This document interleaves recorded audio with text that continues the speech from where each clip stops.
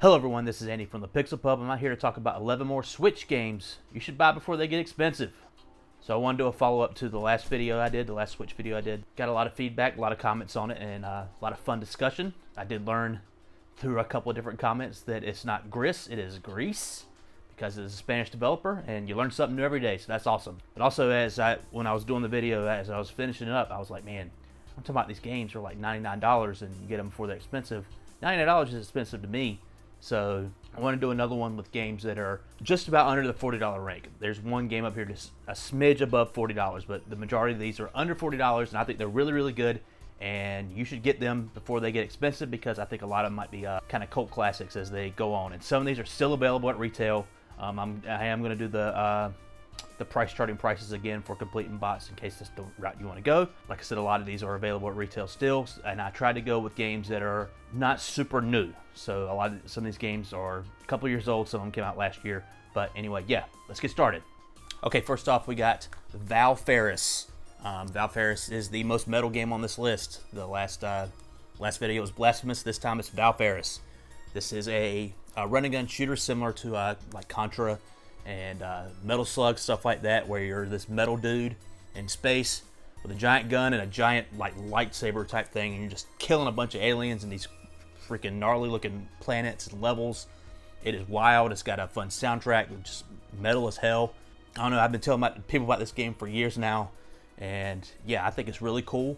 And I don't know, something about it makes me think that it's just not gonna keep its price for long. I should also say that a lot of these are just my gut. I'm basing this on the quality of the game and just trying to look into my crystal ball and see what the future is going to bring. But anyway, Val Ferris for a complete box copy right now. It's going for $22.01. So it's a pretty damn good deal for this awesome game.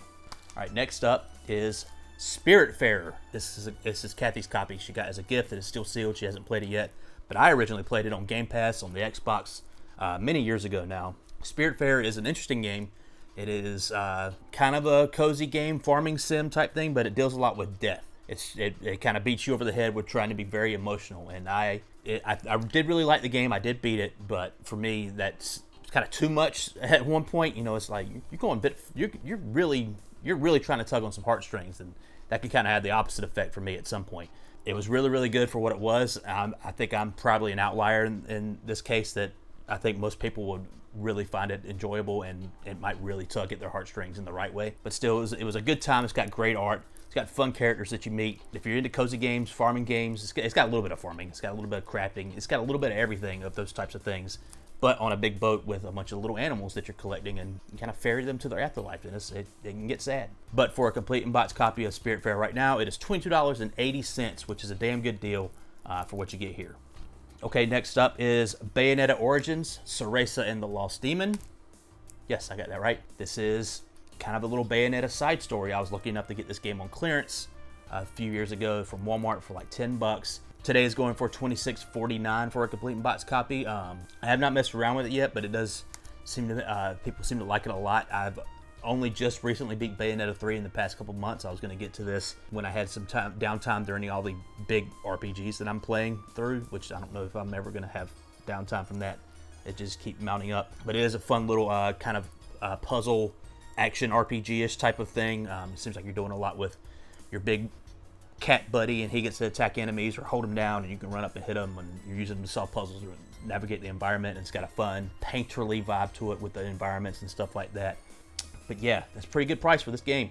All right, next is Cult of the Lamb. This is the Walmart edition that I picked up at Walmart. It is still available at the Walmarts that I see for like $29, I think, for a brand new copy. But this game is awesome. If you haven't played Cult of the Lamb, you need to play Cult of the Lamb. It's got kind of the dual play styles where you're doing the management of your little town, your little camp with your cultists, and you're feeding them. You can feed them poo sandwiches.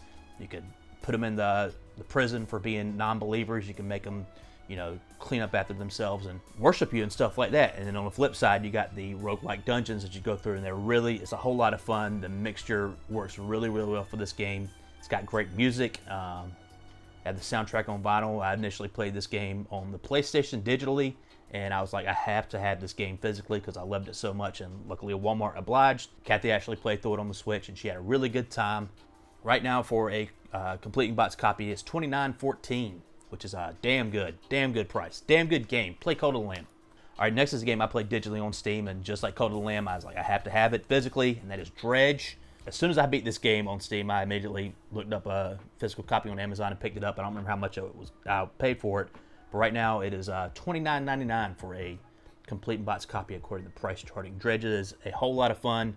You're a little boat swimming around the very dark and spooky oceans, and you're fishing for spooky fish, and there's a whole spooky mystery around the world to solve, and you're meeting spooky characters. The whole game is spooky. We're getting into Halloween season here.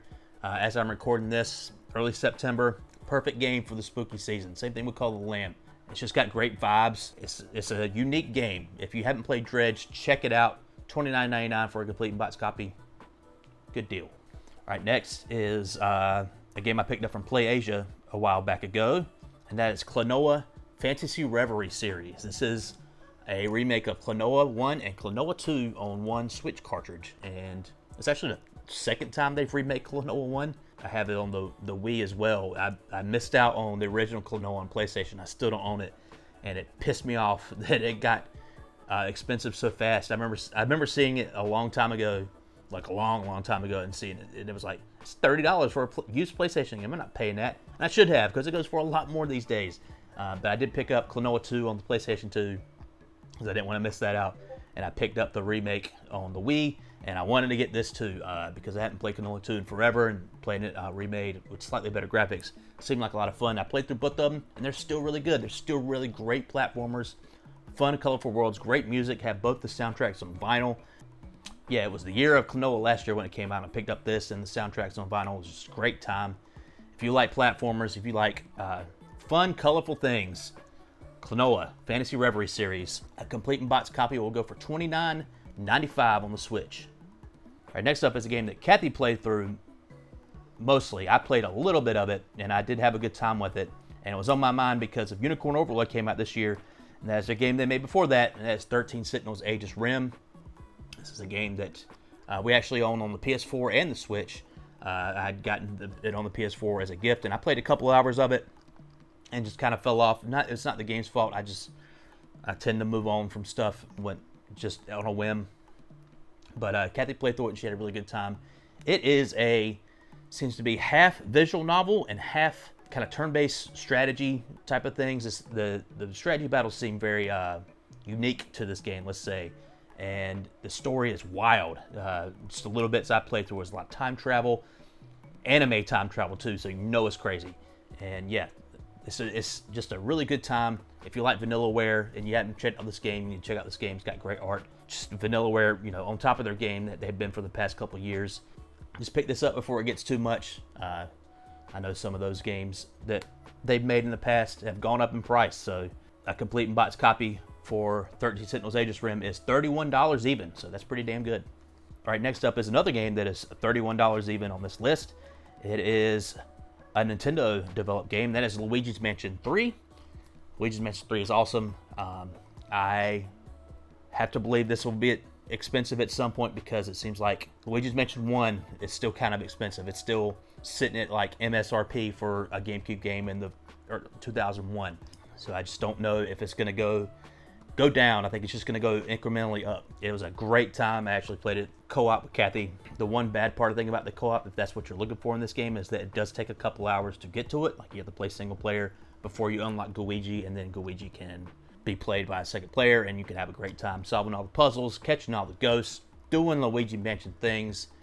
Like I said, $31 even. That's a great price for this game. Do not skip out on Luigi's Mansion 3. What a fun time. Okay, next on this list is Omari. Omari is a turn-based RPG similar to Earthbound. Kathy actually picked this up in Canada. I haven't played it yet.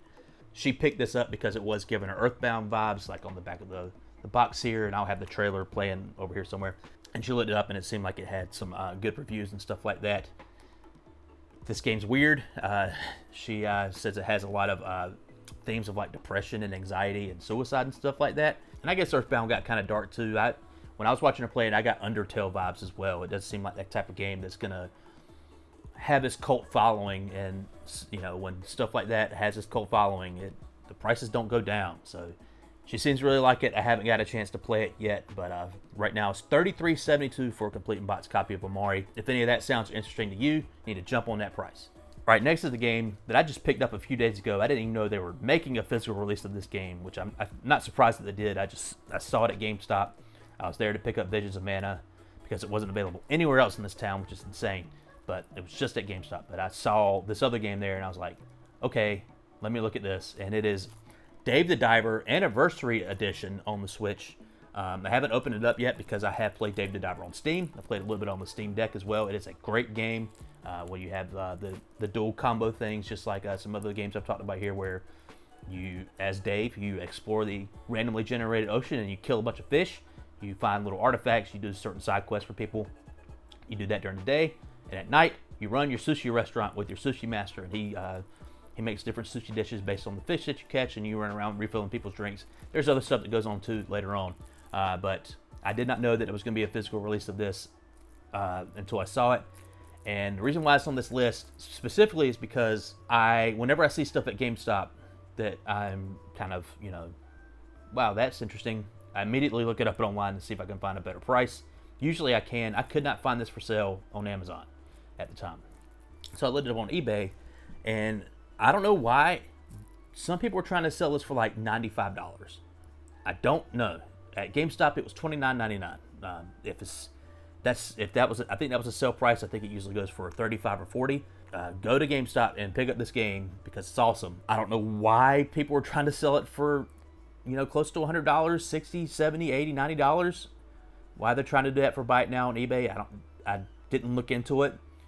I don't know if they know something that I don't, but I just know that I love Dave the Diver, and I wanted to have a physical copy, and I was shocked to see one, and I picked it up, and then I looked it up on eBay, and it was just wild prices. But right now, according to price charting, $35.64 for Dave the Diver, and that's a great price. But like I said, I got it for $30 at GameStop just a few days ago, like 4 or 5 days ago. So check your local GameStop if you're interested in that. All right, last game is the lone game that goes over the $40 mark. It is Pikman IV. I guess it makes sense. $4.40, that type of stuff. It goes for $40.49 according to price charting. This was actually my first Pikmin game that I ever played. Can't remember if it was a gift for me or Kathy last year for Christmas from somebody. I had a great time with it. I didn't think that this type of game would be for me. I'm not really into like real-time strategy games and stuff like that. And it's not really a real-time strategy game, but you are managing a lot of little units around in real time. I don't know. It was just a fun little thing. I can't compare it to really any other game I've ever played. I guess other Pikmin games, I should probably go back and dig in the backlog. But it's on this list because it doesn't seem like the Pikmin games are very loved by Nintendo. They make what they make, and they seem to shit it out and move on. I don't know if this is the case for this game. I've heard it sold pretty well, so I'm putting up here the tentative list. It might. I don't know if it's going to stay at 40 forever. I think it might go back up to 60 or 70 maybe. But yeah, if you're a Pikmin fan and you haven't picked this up yet, maybe consider it because I don't know. It's a great, great game. Okay, that's been my 11 more Switch games you should buy before they get too expensive. The $40 edition. I love talking about these games. I love making lists. It's a good old time. I've been Andy from the Pixel Pub. Please like and subscribe, all that stuff. My light just went off. I need to charge it. Great. I'm glad it did it at the end of the video. Peace out.